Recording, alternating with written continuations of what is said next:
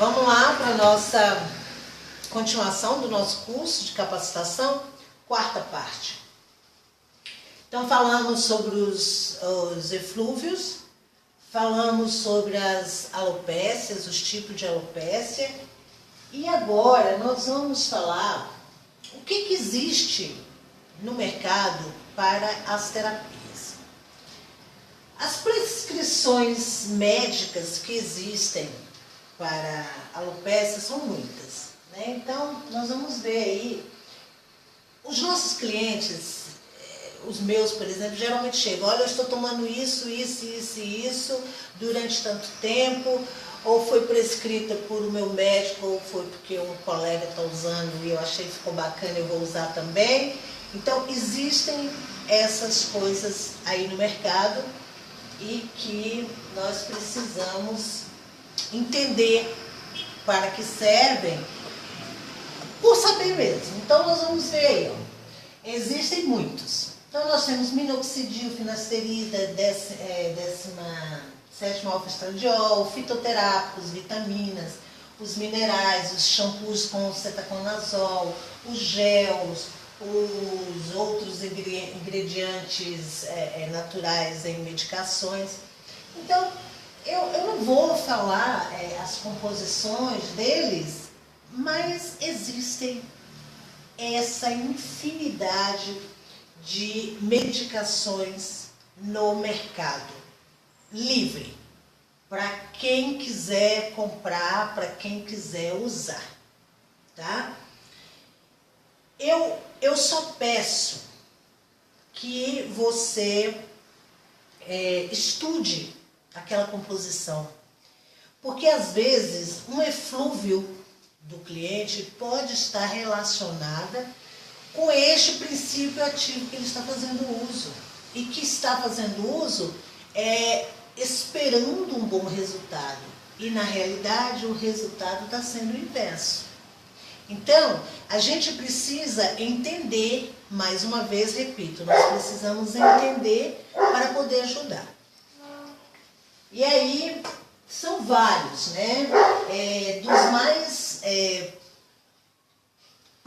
os que mais parecem serem inofensivos, até mesmo os ofensivos, tá?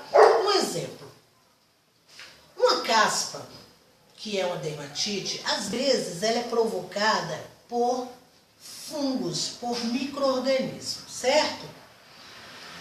Esse micro-organismo, ele pode estar sendo desenvolvido pelo uso excessivo de um higienizante que tem na sua composição uma substância fungicida, mas que a pele não está dando conta de suportar essa toxicidade.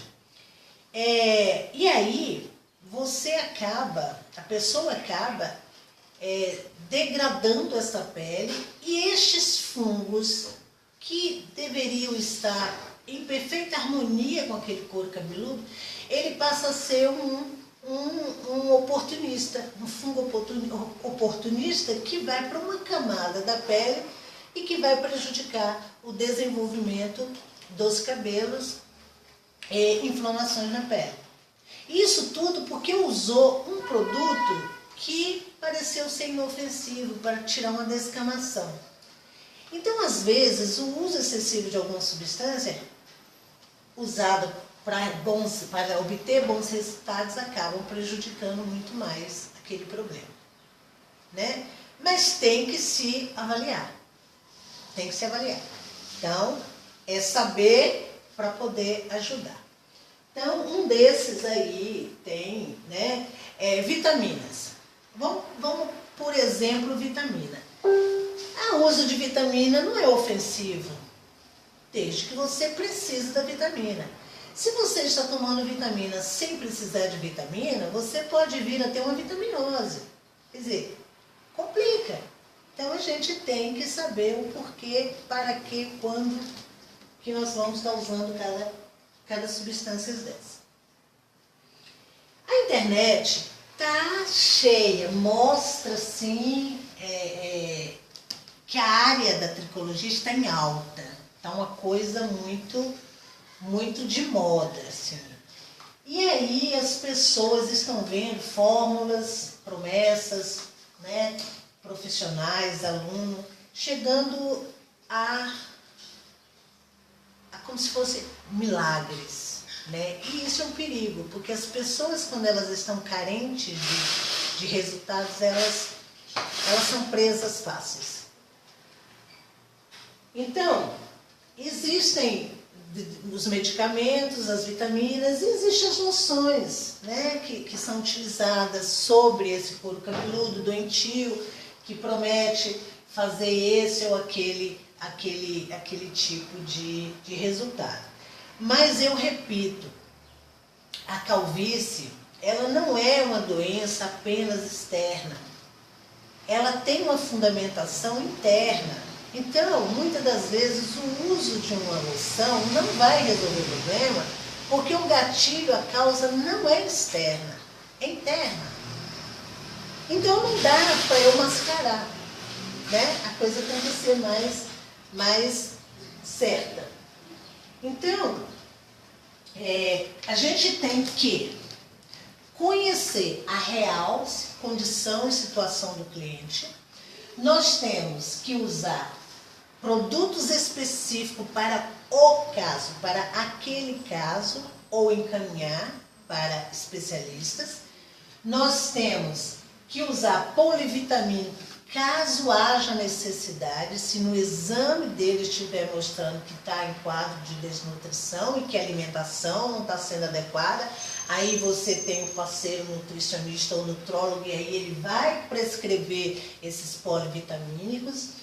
É imprescindível a boa alimentação, mesmo que ele esteja tomando cápsulas e mais cápsulas e mais cápsulas de polivitamínico, mas se não houver a mastigação, não vai haver a ajuda cerebral que vai tirar as substâncias necessárias para esse organismo. Tem que haver um controle de um tricograma pelo menos 2 vezes ao ano para ver como é que está, se resolveu, se aquela área, se a ilha folicular está repilando, se está resolvendo o problema da descamação, se resolveu, se equilibrou a questão da oleosidade. Isso tudo com tricograma, que é o uso do aparelho, que eu me esqueci na aula passada de como que se chamava. Tem o tricograma, que nós vamos olhar o fio de cabelo, e tem o dermograma. Então eu vou olhar a pele vou fazer um exame de dermograma. E quando eu observo o fio com o aparelho, eu estou fazendo um tricograma, já que trico é cabelo. Então, né, para esclarecer a minha falha de memória. Então, se houver uma rarefação, depois de novo fazendo o dermograma, nós vamos pedir que essa pessoa procure realmente outras ajudas. Gente, fiz uma propedêutica e dentro da minha avaliação, dentro da minha investigação, eu descobri que eu posso fazer alguma terapia para ajudar aquela pessoa. Ok, beleza. Começo fazendo, 3 meses, deu resultado? Bacana, vamos continuar. Não deu resultado? Tenha a hombridade de encaminhar esse cliente para que um profissional da área de saúde possa atendê-lo. Não fique segurando ninguém na sua clínica que não esteja tendo resultado. Isso é uma questão de ser leal contigo mesmo. Não segure ninguém, não escravize ninguém que está passando por nenhum problema. Encaminhe. Então, nós temos que procurar ajuda real para aquela pessoa. Ela pode estar com um adoecimento grave, sério. Lembra que o cabelo fala? Então é por aí. Vamos ajudar realmente a pessoa. E temos que entender que o desuso de química no couro cabeludo até que se descubra a causa. Chegou um cliente, sentou na sua mesa para fazer uma avaliação, deitou-se na sua maca para ser feita alguma terapia. O desuso de química capilar é o melhor a fazer. E não é só a química de relaxamento, de tintura e tal. Eu estou falando também de higienizantes. Sabe o que acontece com meus clientes? A maioria deles vem para mim achando que vão sair com a sacolinha cheia de produtos. E não saem, pelo contrário. Eu peço que eles não usem esses tipos de ativos na higienização. Eu peço que eles utilizem um higienizante completamente neutro e fora do padrão que existe no mercado. Eu preciso que essa flora, que esses micro-organismos fiquem equilibrados e não ativados. Entenderam? Então, isso tudo são maneiras de tratar. São terapias. Às vezes não é o que eu faço, é o que eu deixo de fazer. Então, assim, o que usar diante de tantas opções que existem no mercado, né? Então, eu tenho que corrigir as alterações do couro cabeludo. E às vezes, como eu repeti agora há pouco, não é com produtos, é sem produtos. Entende isso? Às vezes é tirar e não colocar. Eu não posso ativar mais o que já está ativado, o que já está exacerbado. Eu preciso acalmar, eliminar isso, tá? Então, assim, sempre procure ajuda. Os seus clientes procurarão um tricologista, mas um tricologista também deve procurar um profissional de saúde, para que lhe auxiliar. Eu acho que acabou, né? Mas a questão teórica, tá bom? Mas nós vamos ver o seguinte, quais são os tratamentos que são utilizados por um tricologista não médico, que é o meu caso. Eu não sou um tricologista médico, eu sou um não médico. Então, eu tenho que tratar, tenho que cuidar e tenho que embelezar. O cliente, quando vem pra gente, ele quer tratamentos. Mas eles não querem sair também com os cabelos feios. E o que tem no mercado a nível de embelezamento, nós vimos que a nível de medicamentos tem muitos, de loções tem muito, mas aí tem também a questão das camuflagens. Nessas camuflagens nós temos os postiços, que são as próteses, nós temos a camuflagem, que são aqueles pozinhos, que parecem ter cabelos, que eles se grudam nas penugens e como se a gente faz nos cílios, é uma maquiagem. Nós temos espumas, nós temos shampoos, nós temos prótese e temos a dermopigmentação, a micropigmentação capilar. Isso tudo são camuflagens, são maquiagens que você usa, lava e sai, ou retira e pronto. Isso é uma forma de camuflagem para disfarçar a calvície. Então nós temos os apliques com cola, nós temos apliques com velcro, nós temos prótese, perucas, a gente chama de prótese quando é colado e a gente chama peruca quando é de outra maneira. As opções em tratamentos, aí sim, aí são terapias para tratamentos. Então nós temos as opções de terapia para a alopécia androgenética feminina ou a alopécia androgenética masculina, que são AAF ou AAM, que são alopécia androgenéticas. masculinas ou femininas. Então nós temos a homeopatia de Hahnemann, que é que eu trabalho. Nós temos a ventosa terapia, que eu também trabalho. Nós temos a massoterapia, que eu também trabalho, que tem todo um conceito científico para essas terapias e que dão resultado quando são prescritas de acordo com a necessidade do cliente. Nós temos higienização com alta frequência, com óleos, com shampoos, com esfoliantes, né, que são tratamentos de higienização. A ventosa também entra como higienização. Nós temos as terapias com laser, microagulhamento, óleos essenciais, ionização, fitoterápicos, loções e massoterapia. Né? São todos esse arsenal de coisas que nós podemos trabalhar para ajudar quem nos procura.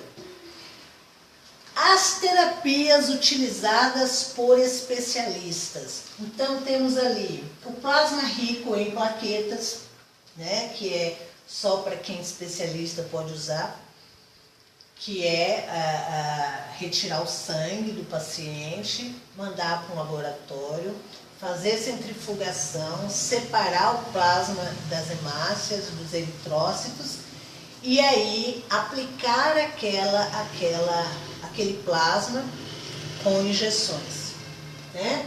Ou no microagulhamento, e aí você aplica isso. Temos aí o transplante de células cultivadas em laboratório, de células capilares, que aí eles fazem a aplicação dessas células, isso para especialistas. Temos os fatores de crescimento, que são substâncias químicas que são aplicadas também na mesoterapia e que fazem ativação de crescimento capilar. Isso tudo é possível. Tudo isso funciona. Porém, não podemos esquecer que existe uma causa orgânica, endócrina, metabólica, que está envolvido nessas quedas. Então, o uso externo de uma coisa não vai ter 100% de resultado, porque existem as questões internas. Então, temos que ter as duas coisas para que possa ter um resultado favorável e duradouro. Tá? Então, esses tipos de terapias são para especialistas, né? A mesoterapia, que é a aplicação, a Carbox, também para especialistas. O transplante de cabelo feminino, também para médicos, desde que ele seja cirurgião. É só um cirurgião que pode fazer esse tipo de trabalho. E aí é um transplante, né, onde tira de uma área doadora e se implanta na área que necessita, né? Então isso é uma terapia que tem sido muito, muito utilizada, e é quando eu falei que alguns médicos transplantam cabelo axilar pubiano da perna para a área da cabeça. É uma coisa bem interessante. E nós temos também os expansores, né, e extensores da pele do couro cabeludo, que também são utilizados não apenas na estética, para cobrir calvície, mas também para cobrir cicatrizes ou problemas congênitos, problemas de queimados, etc. Então, eles são colocados nas bolsas, que são preenchidas com soro. Esta pele é expandida, depois se tira essa bolsa, e aquela pele expandida reveste o lugar onde havia a cicatriz. É uma cirurgia também muito, muito interessante. Não é muito usada no Brasil, mas que tem resultados extraordinários. Então, assim, para quem é profissional e que está fazendo esse curso, eu deixo o seguinte pensamento: faça com que o seu cliente saia do seu espaço com os cabelos perfeitos e cuidados, que sinta-se confiante e com autoestima elevada, agradecido e com vontade de divulgar seu conhecimento e o seu acolhimento. Tá? Ninguém que nos procura deve sair com medo, deve sair em situações piores que entrou. Por isso que eu falei, se não der conta, peça ajuda. Não faça com o outro o que você não quer que faça com você, porque tudo volta. Eu tenho uma amiga que ri porque eu falo que os meus clientes são os meus divulgadores. E são mesmo, são meus amigos.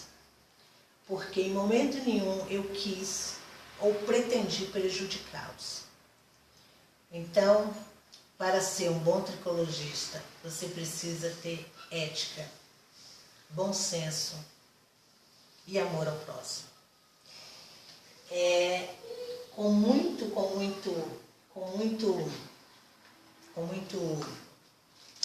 boa vontade que eu falo para vocês. Eu estou aqui apenas para somar. Eu não quero aqui subtrair nada. Mas eu não vou me fazer de rogada quando eu vejo alguma coisa errada. E eu acho que é por isso que eu não sou muito bem quista nesse universo da tricologia. Eu não sou conivente com coisa errada. Então, muito obrigada por participarem. O nosso próximo módulo será de práticas, tá? E aí eu vou estar fazendo alguns procedimentos para que você, quem estiver interessado, possa participar. A teoria é essa. Existem muitos livros, muitos artigos científicos. Observe bem onde que você vai colher essas informações. Porque o papel aceita tudo. A prática, a experiência, essa sim demonstra o que realmente vale a pena. Um grande abraço.